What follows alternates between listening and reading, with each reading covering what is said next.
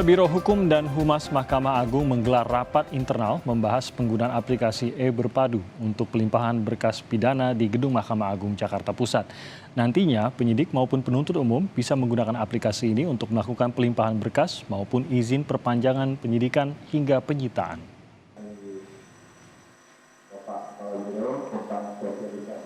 Mahkamah Agung terus melakukan inovasi baru dalam mendukung fasilitas maupun sarana kinerja di lingkungan Mahkamah Agung. Kepala Biro Hukum dan Humas Mahkamah Agung menggelar rapat internal bersama Pengadilan Tingkat Banding, Pengadilan Tinggi, dan Pengadilan Syariah. Rapat ini untuk mensosialisasikan fasilitas baru pendukung kerja, yakni aplikasi berbasis online yang bernama e-Berpadu atau elektronik berkas pidana secara terpadu. Aplikasi ini terdiri dari beberapa fitur. Salah satunya yang diperintah Ketua Mahkamah Agung, yakni pelimpahan berkas pidana secara elektronik.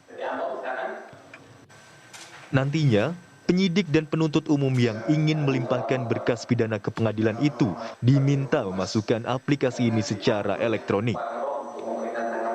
Saat ini, Mahkamah Agung sedang mensosialisasikan secara internal untuk 7 wilayah pengadilan tingkat banding, yaitu 6 pengadilan tinggi dan 1 Mahkamah Syariah Aceh. Mahkamah Agung mensosialisasikan penerapan aplikasi e-Berpadu. Aplikasi e-Berpadu itu elektronik berkas pidana secara terpadu, di mana aplikasi ini terdiri dari beberapa fitur. Salah satu yang diperintahkan oleh Pak Ketua Mahkamah Agung Republik Indonesia adalah fitur pelimpahan berkas pidana secara elektronik, sehingga nanti penyidik, penuntut umum ketika melimpahkan berkas perkara pidana ke pengadilan itu diminta memasukkan kepada aplikasi ini secara elektronik. Demikian kita sedang sosialisasikan secara internal untuk 7 wilayah pengadilan tingkat banding, yaitu 6 pengadilan tinggi dan 1 Mahkamah Syariah Aceh. Jika penyidik ingin melakukan perpanjangan penyidikan, cukup upload ke aplikasi e-Berpadu ini. Iksan Wangga, Kompas TV, Jakarta.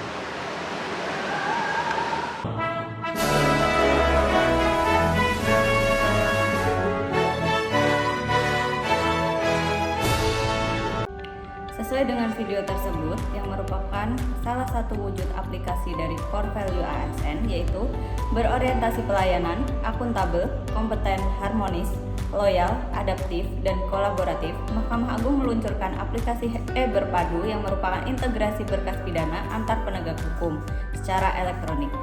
Kami menganalisis isu tersebut dengan menggunakan metode mind mapping, di mana ada 3 poin yang menjadi perhatian kami, yaitu latar belakang, tujuan yang ingin dicapai dari adanya e-Berpadu tersebut, serta dampak yang dihasilkan dari aplikasi tersebut. Untuk poin yang pertama, latar belakang diluncurkannya aplikasi e-Berpadu tersebut, yaitu telah adanya aplikasi e-Court yang diluncurkan pada tahun 2018, kemudian disempurnakan dengan e-litigasi yang diluncurkan pada 2019, dan adanya upaya hukum banding secara elektronik.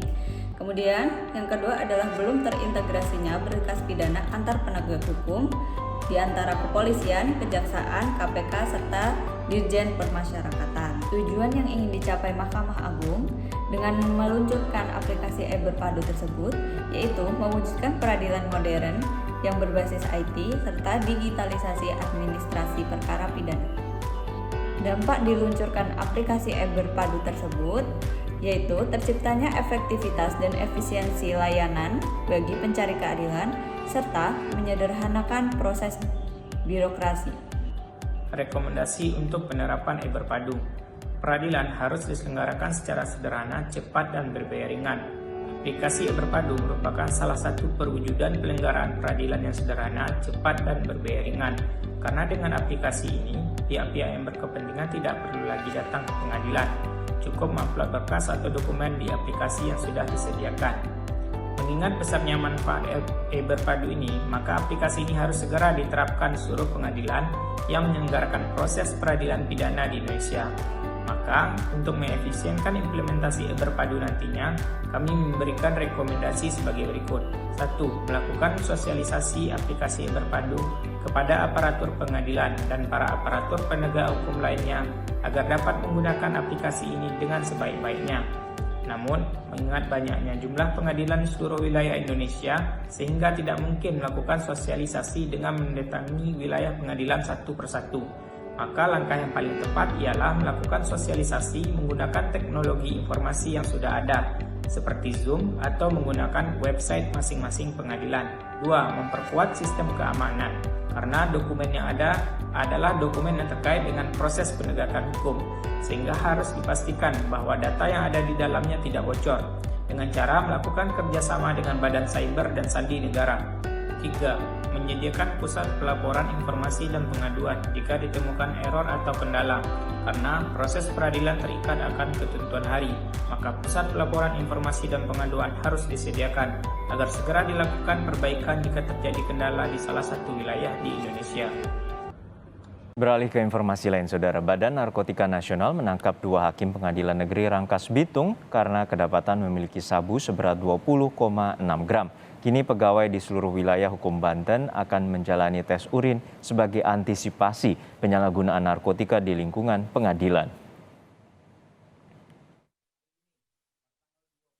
2 hakim pengadilan negeri Rangkas Bitung beserta seorang panitera pengganti ditangkap petugas Badan Narkotika Nasional Provinsi Banten karena mengonsumsi narkoba jenis sabu. Pengungkapan berawal dari adanya informasi akan ada pengiriman sabu melalui jasa pengiriman barang dengan pemesan salah satu hakim pengadilan negeri Rangkas Bitung. Dalam penggeledahan, petugas BNN menemukan barang bukti alat hisap sabu dan juga sabu seberat 20,6 gram di ruang kerja sang hakim di Pengadilan Negeri Rangkas Bitung. 2 hakim ini mengaku telah mengkonsumsi sabu selama 1 tahun. Ya, barang buktinya 20,600 sekian gram. 20 gram, sekian. Itu dari tangan siapa? Itu dari tangan RAS. Karena RAS lah yang mengambil ke jasa pengiriman. Yang ditemukan di ruang kerja hakim apa, Pak? Peralatan penggunaan untuk menggunakan konsumsi. Kecewa dengan perilaku 2 hakim, sejumlah mahasiswa berdemo di depan Pengadilan Negeri Rangkas Bitung. Atas tertangkapnya 2 hakim karena terlibat narkoba, pihak Pengadilan Negeri Rangkas Bitung menyerahkan kasus ini ke BNN. Kami dari pengadilan menyerahkan proses hukum ini ke BNNT. Kami dari pengadilan maupun Mahkamah Agung tidak akan mengintervensi proses ini. Ya, jadi percayakan kepada BNNT untuk melakukan proses hukum. Buntut dari penangkapan hakim, kini pegawai pengadilan di seluruh wilayah hukum Banten akan menjalani tes urin sebagai antisipasi penyalahgunaan narkotika di lingkungan pengadilan. Kemudian jika dikaitkan dengan kasus yang terjadi di Pengadilan Negeri Rangkas Bitung, jika kita analisis dengan teknik analisis SWOT, maka yang menjadi strength atau kekuatan adalah integritas dan kode etik perilaku aparatur peradilan di Pengadilan Negeri Rangkas Bitung. Mengapa hal tersebut bisa dikatakan kekuatan? Karena menurut saya yang menjadi tangkisan dari isu tersebut adalah aparatur peradilan di Pengadilan Negeri Rangkas Bitung, karena jika hakim dan paniteranya saja bisa menggunakan narkoba, maka hal ini akan berdampak buruk pada budaya buruk adanya pengguna narkoba di lembaga peradilan. Kemudian dalam hal weakness atau kelemahan adalah rendahnya atau kurangnya pengawasan yang dilakukan oleh pimpinan Pengadilan Negeri Rangkas Bitung, kemudian pimpinan atau pengawas dari pengadilan tingkat banding, serta badan pengawas atau bawas dari Mahkamah Agung. Sedangkan yang ketiga adalah opportunities atau peluang.